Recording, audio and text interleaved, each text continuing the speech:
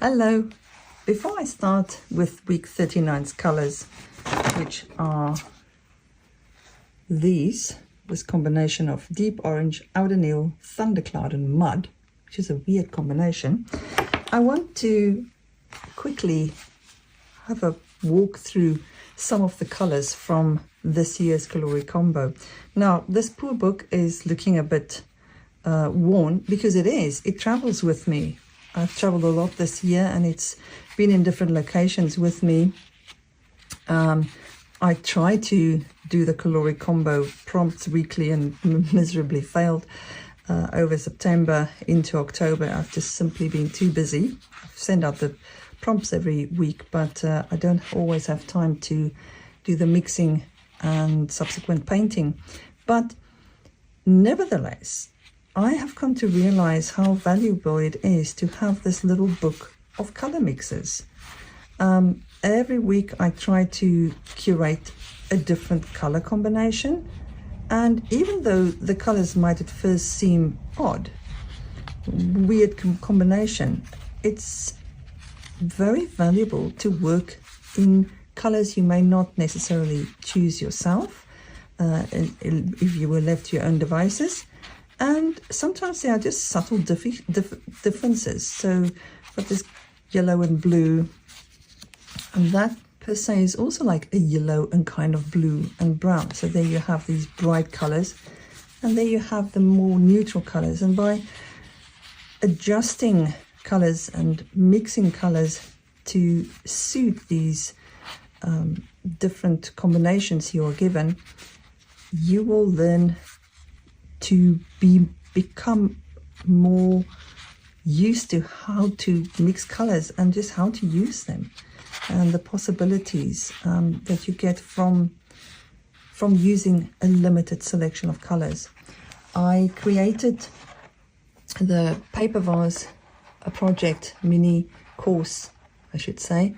That is one of the products for this year's creative bundle. It's also a standalone course, and I picked all the colors from Coloring Combo prompts this year, and these are the sleeved vases. So this is in that course in paper vases, and if you look at the link, you'll see the link to the creative bundle. It's available for very limited time. So this one had no color in it. Instead of having a colorful vase, I used colors to create flowers that I then create a posy to fill up the vase, this three-dimensional vase. It works very well, and it's actually really sturdy, and in the course I explain how to do it. And the beauty is you can send it as a flat vase, put it in an envelope and send it to somebody, and then that person can add color to it or use it as it is, or you have one of these colorful ones. It's really quite sturdy. You can see how inside they are little flaps that's glued, and it makes a very, very strong structure, and you can fit this around a vase. Okay, well, around a glass, to act as a vase, I should say. So the size of a normal glass should fit around it. I'll demonstrate with this container. Anyway, let's move on to colors. The combination of colors for week 39 is a strange one. I can't think that I've ever used this combination of colors in an artwork, and I deliberately choose them to just have something a bit different, something really unusual. So let's mix them up. For the orange, I'm using transparent pyrrole orange. It's a very vibrant, strong orange. It's translucent, but it's really strong, really concentrated color. For outer nail, I'm going to try and see if this will work. Cobalt teal is a beautiful, strong turquoise color. And if I add to that sap green, which is a favorite color of mine to use, I love using it in paintings as well, I should create the color by the mix of these two. So that's sap green. Thundercloud Thundercloud color is a muted, flat, deep, dark gray, like a sort of battleship gray, I would say. It's a very flat, almost bluish purple color. And then mud. So for mud, I'm going to use Van Dyke brown, and I will have a smidgen of Payne's grey to add to that, and of course white, in order to make it into the, or make the thunder cloud color into a grey. I'll use that white there. I don't think I'll need white here, but I might need it, because the mud color sort of it's not a very strong brown. So let's see how it goes. Firstly, I'm going to try my mix of reds or orange, and that is just the deep orange, and that needs nothing other. That color will do. So I am adding that to week 39.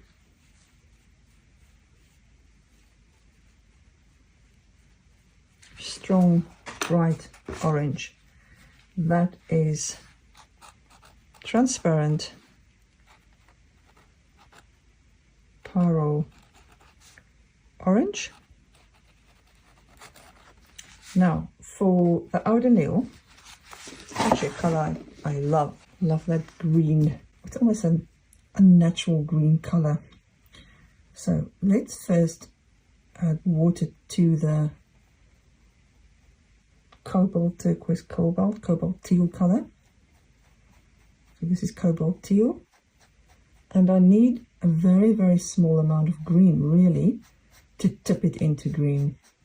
The blue in itself is it tends to be quite on the green, quite a bit on the green side already.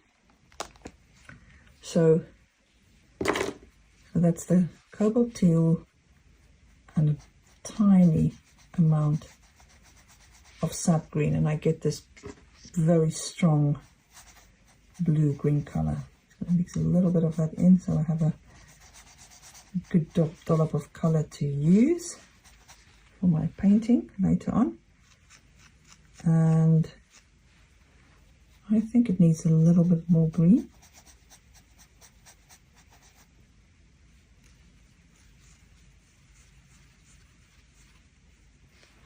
Yeah, that's good. So that was transparent Paro orange, and this one is cobalt teal plus sap green.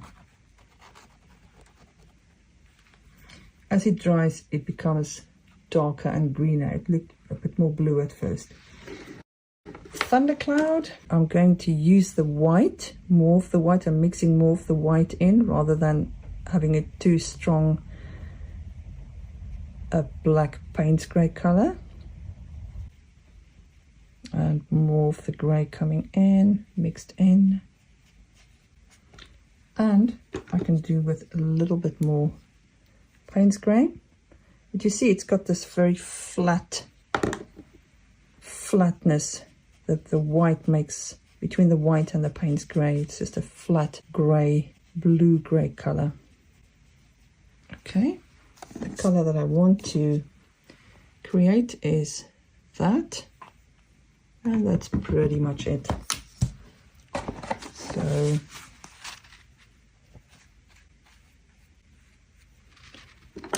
that's Payne's grey plus white. And then the last color is mud. So it's this brown color. And what I'm going to do, I'm going to keep my brush that I've just mixed there. I'm not going to wash it out, but I'm going to mix a different color.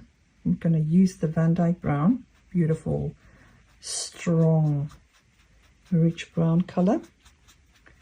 Mixing some up, and then I will add just a small amount of Payne's grey, not too much, adding that to it. Now the color is really, really dark. It's a rich dark brown color, and I want it to be a bit more muted. As you see there, that is just too dark, too strong, too intense. What I'm going to do is to either mix this brush. Let's just see what happens. So this has got the bit of Payne's grey and a little bit of white on it already, and that might be completely enough to tip the brown into a more muted brown color. Add a fraction more brown because there was more Payne's grey on the side.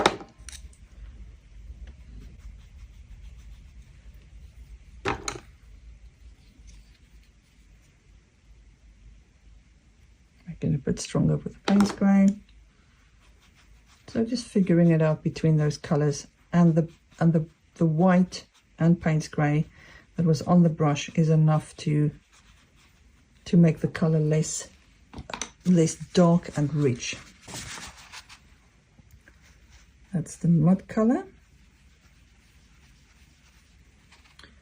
and that I created by mixing Van Dyke brown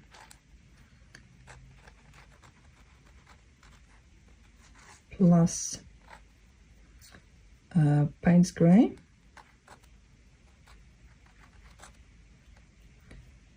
plus a tiny amount of white. I just have it in brackets there, so I remember.